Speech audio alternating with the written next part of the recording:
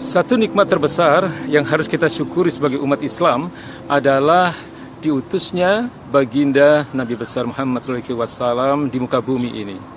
Ya, beliau adalah manusia terbaik yang diberikan kitab terbaik, yang diturunkan pada malam terbaik, yang diturunkan di wilayah ataupun di tanah terbaik, yaitu di dua tanah haram, dan wahyu-wahyunya pun disampaikan oleh malaikat terbaik, yaitu malaikat Jibril alaihi salam. Maka tidak mengherankan ketika Allah Subhanahu wa taala berfirman, laqad kana lakum fi rasulillahi uswatun hasanah. Sungguh telah ada di dalam diri nabimu, di dalam diri Rasulullah SAW sebagai uswatun hasanah, sebagai suri tauladan ya bagi manusia. Atau di dalam ayat lain ketika Allah Subhanahu wa taala berfirman, wa ma atakumur rasulu fakhuduhu wa ma nahakum anhu fantahu.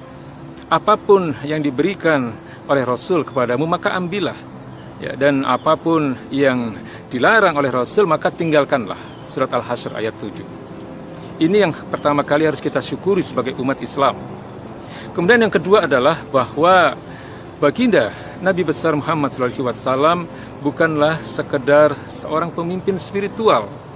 Artinya beliau tidak hanya menjadi contoh dalam urusan-urusan ibadah, tapi beliau juga adalah pemimpin dalam persoalan-persoalan muamalah. Beliau juga adalah suri tauladan dalam persoalan kemasyarakatan, pemerintahan, politik, negara, hukum, ekonomi, dan sebagainya. Ya, sehingga hal ini pun tidak mengherankan karena Allah memang tegas mengatakan bahwa apa yang menjadi perilaku Rasulullah SAW, apa yang menjadi ucapan-ucapan beliau, dan apa yang menjadi takrir beliau, ya, persetujuan beliau terhadap apa yang dilakukan oleh para sahabat, itu semua adalah sumber hukum setelah Al-Quranul Karim. Maka beberapa hal penting yang harus kita pahami tentang kepemimpinan beliau adalah, yang pertama adalah beliau hanya menerapkan syariat Islam secara kafah sebagai satu-satunya aturan kehidupan yang diatur atau diterapkan di tengah-tengah kehidupan bermasyarakat. Dan beliau sendiri adalah sumber hukum sebagaimana apa yang telah kami sampaikan tadi, sebagaimana yang diperintahkan oleh Allah Subhanahu wa taala, ya ayyuhalladzina amanu udkhulu fis-silmi kafah. Wahai orang-orang yang beriman, masuklah kalian ke dalam Islam itu secara utuh, secara keseluruhan, ya. Jadi penerapan Islam bukan hanya dalam persoalan ibadah sebenarnya, namun kita juga wajib untuk menerapkan Islam dalam persoalan-persoalan muamalah. Sebagaimana juga di dalam firman Allah Subhanahu wa taala, fa in tanazza'tum fi syai'in farudduhu ila Allahi wa Rasul. Jika kalian berlainan pendapat tentang sesuatu, maka kembalikanlah persoalan itu kepada Allah dan Rasulnya. Kembalikanlah kepada Al-Qur'an dan As-Sunnah. Bahkan kemudian Allah Subhanahu wa taala menyindir dengan satu kalimat yang keras, ya, in kuntum tu'minuna billahi wal yaumil akhir. Itu jika kalian beriman kepada Allah dan kepada hari akhir. Aspek kedua adalah bahwa Rasulullah, baginda Nabi besar Muhammad SAW, adalah orang yang sangat tegas dalam penegakan hukum, yaitu hukum-hukum Islam. Kita tahu bagaimana kisah Usamah bin Zaid yang merupakan putra angkat beliau, orang yang sangat beliau cintai. Suatu ketika beliau melakukan pendekatan kepada baginda Nabi yang menginginkan diringankannya hukuman terhadap seorang warga Quraisy, ya, warga bangsawan Quraisy yang terkena kasus pencurian. Ya, namun kemudian baginda Nabi besar Muhammad SAW kemudian menyatakan dan bertanya kepada Usamah bin Zaid, apakah engkau akan meminta keringanan atas syariat, atas hukum-hukum yang telah ditetapkan oleh Allah Subhanahu wa taala?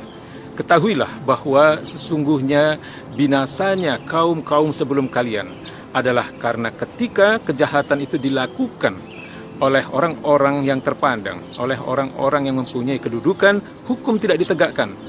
Tetapi ketika kejahatan atau tindak pelanggaran hukum dilakukan oleh orang-orang dari kalangan rendah, maka hukum itu segera ditegakkan. Inilah yang dikatakan oleh baginda Nabi besar Muhammad SAW yang membinasakan kaum-kaum sebelum umat Islam. Kemudian pernah suatu ketika seorang bapak menemui baginda Nabi besar Muhammad SAW untuk memohonkan keringanan hukuman terhadap putranya yang terkena kasus perzinahan. Namun kemudian baginda Nabi besar Muhammad SAW menolak penyelesaian hukum yang tidak syar'i ini. Beliau tolak dan beliau suruh bawa kembali 100 ekor kambing dan seorang budak yang diberikan oleh bapak tadi kepada baginda Nabi besar Muhammad SAW, dan kemudian beliau memerintahkan untuk segera dilakukan penegakan hukum terhadap anak dari sang bapak yang terkena kasus perzinahan tadi. Lalu kemudian tidak lama dilakukan hukum cambuk atau hukum jilid sebanyak 100 kali, dan yang bersangkutan diasingkan selama 1 tahun. Inilah bukti bagaimana baginda Nabi besar adalah orang yang sangat tegas dalam penegakan hukum. Aspek penting lain yang bisa kita lihat adalah bagaimana beliau bisa menyatukan seluruh warga negara. Dalam hal ini adalah negara atau daulah Islam yang terdiri dari berbagai macam keyakinan.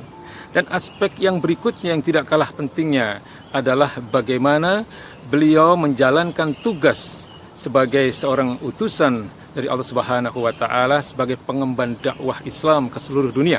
Hamilud dakwah. Kemudian aspek yang sangat penting dalam kepemimpinan beliau sebagai utusan dari Allah Subhanahu wa taala adalah beliau bertugas untuk menyebarkan Islam ke seluruh penjuru alam.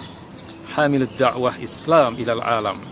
Inilah yang kemudian diteruskan oleh para sahabat beliau, yaitu para khulafaur rasyidin, ya Abu Bakar As-Siddiq, Umar bin Khattab, kemudian Utsman bin Affan, lalu Ali bin Abi Thalib karramallahu wajhah radhiyallahu anhum, dalam melaksanakan kepemimpinan mereka yang dikatakan oleh baginda Nabi bahwa mereka para khalifah-khalifah yang lurus itu adalah para khalifah yang diberikan petunjuk oleh Allah Subhanahu wa taala, yang menjalankan kepemimpinannya berlandaskan ajaran-ajaran yang bermanhajkan kenabian.